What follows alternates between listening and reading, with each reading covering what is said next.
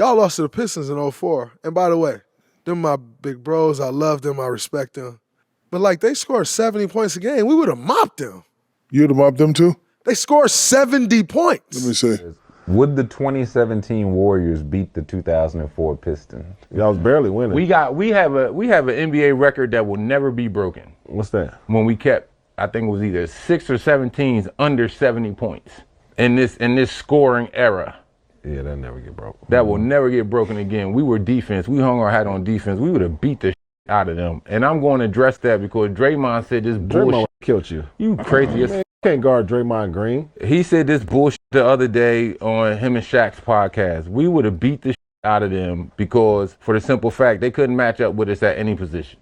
Alright, so today's video is not something that's breaking news or even something that many people would think warrants a video. It's just a fun topic of debate and something that I think is worth talking about and something that I really wanted to give my 2 cents on.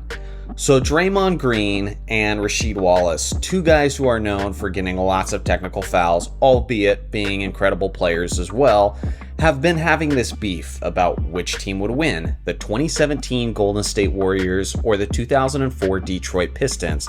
Just a quick recap on these 2 teams. The 2017 Golden State Warriors famously signed Kevin Durant in the prior offseason and then stormed through the regular season and especially stormed through the playoffs as they went 16-1 in those playoffs.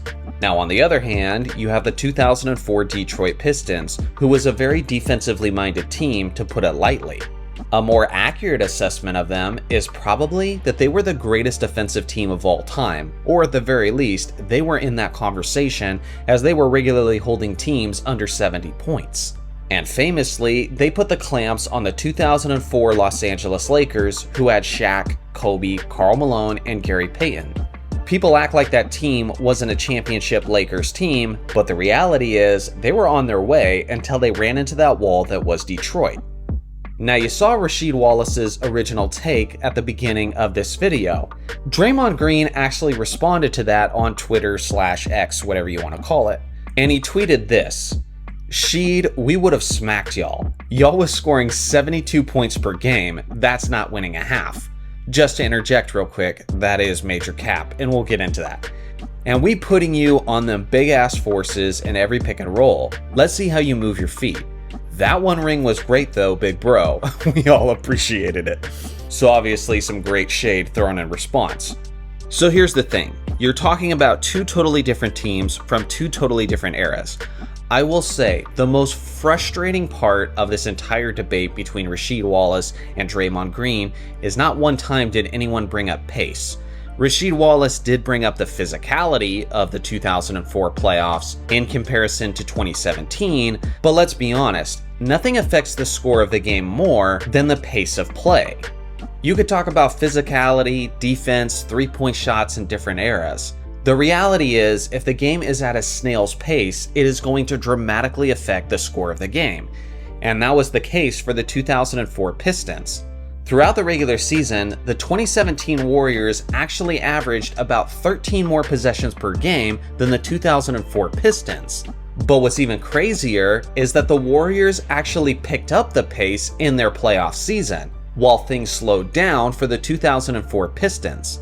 Again, if the Warriors are getting 14 to 15 less opportunities to score on every single night, then of course scores are going to be dramatically affected. Regardless, Golden State is going to be nearly impossible to put the clamps on for just about any team. But these 04 Pistons were not just any other team. I actually think they matched up with Golden State quite well. Chauncey Billups was their starting point guard. He's going to be guarding Steph Curry, and Chauncey Billups was a 2-time All-Defender. It's not a bad matchup. Richard Hamilton has a high IQ and he's good at coming off screens. He'll be a good candidate to guard Klay Thompson. I'm not saying they're shutting these guys down, I'm just saying that they'll do a decent job. And then a small forward for Golden State, you have Kevin Durant. And again, there's nobody that can stop Kevin Durant regularly.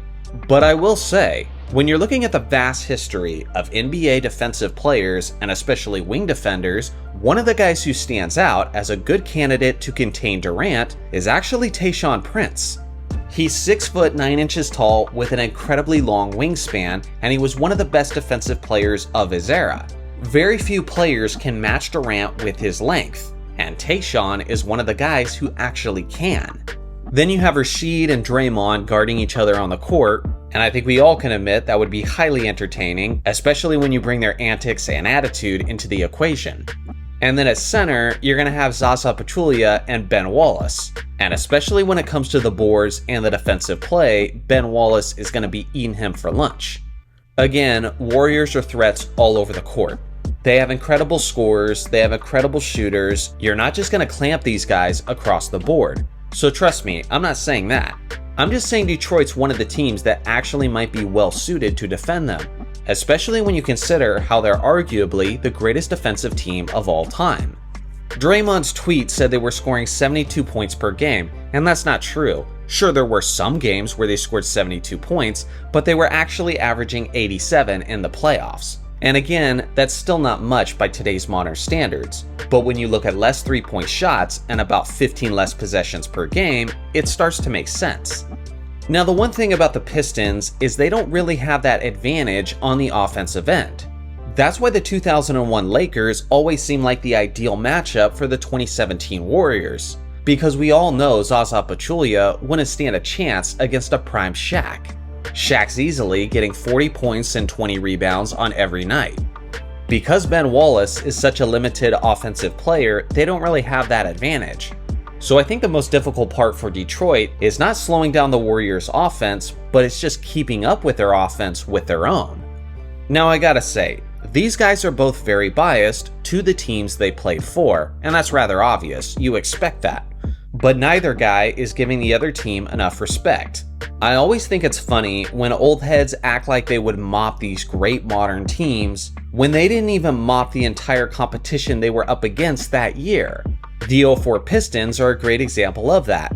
For goodness sake, they went to 7 games in the Eastern Conference semifinals that year against the New Jersey Nets. And again, as much as I love Jason Kidd, Kenyon Martin, and Richard Jefferson, they're not the 2017 Golden State Warriors. That series was up for grabs all the way up to the final game. And now you're trying to tell me that you're going to handle the Warriors in say 4 or 5 games? That's insane. It's the same thing whenever Kevin Garnett or any of the 08 Celtics go on about how they would just sweep through other all-time great teams. Like in your own playoff series in 2008, you went to 7 games with the Joe Johnson-led Atlanta Hawks, and then to 7 games with the Cleveland Cavaliers, who just had LeBron and a bunch of guys who weren't nearly on his level. So again, in order to earn that level of respect, in order to get into this conversation where you could just say, oh, our team would just sweep that other team, we'd whop them in 4 or 5 games. You gotta at least have handled your own competition in that era to that extent. Otherwise, you just look ridiculous. And in this case, Rasheed Wallace does look that ridiculous. Ultimately, in a hypothetical series like this, I think the Warriors win in about 6 games. I'm just saying that I think Detroit could do a better job containing them than they're given credit for, especially when you understand the context of the pace of play and how the game was played. The problem, and where Golden State is really going to take advantage, is the Pistons don't have any major offensive advantages. If they were stronger at the center position, then yeah, they could take advantage of Zaza. That's where other great teams like the 94 Rockets, the 2001 Lakers, the 1983 Philadelphia 76ers, or other teams like that would have a major advantage, because they have those all-time great bigs to take advantage of that matchup, and Detroit doesn't bolster that. Personally, this is just 2 highly emotional guys who are very emotionally attached to their teams and therefore really biased, making some ridiculous points and not giving each other enough respect. But to be real with you, I do think it would be a great series, and I wish I could see it. Let me know what you guys think in the comment section below. I may do more videos like this every once in a while when there's just something in the news or some guys are beefing and I just want to react to it and get my thoughts out there, because a lot of the time there's a lot that isn't being said that needs to be pointed out. Also, if you're waiting for the Ultimate Team series to get its simulation video, we are working on that. If you haven't checked out the Ultimate Team video, I'll have a link in the pinned comment, so please check that one out. But I promise you, it's coming. Just getting the rosters ready is going to be a lot of work. And I probably won't post it until the NBA Finals are done, that way more people will be looking and hungry for basketball entertainment. So let me know in the comments who would win this series and how many games would it take. I look forward to hearing your thoughts in the comment section below. Thanks for watching as always. Make sure to like and subscribe for more basketball content, and I'll see you guys in the next video.